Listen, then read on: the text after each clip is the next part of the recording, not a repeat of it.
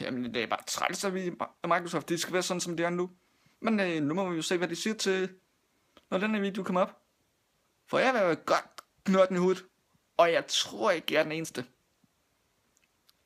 Men fordi der er jo højst sandsynligt andre i verden, der også har det samme problem, som jeg har, med deres nye Explorer, deres nye internet, og Windows 10, samtidig med Windows 10, er så fucked up.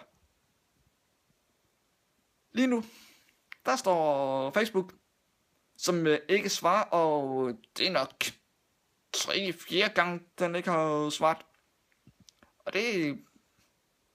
Og nu er de fast ved at fikse netværk, det trådløse netværksområdet.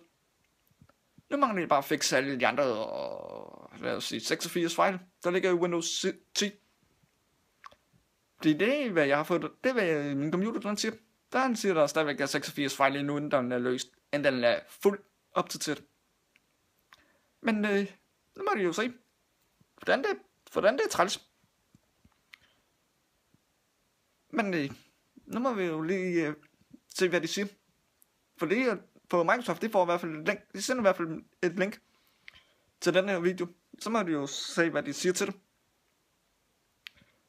Men slut herfra.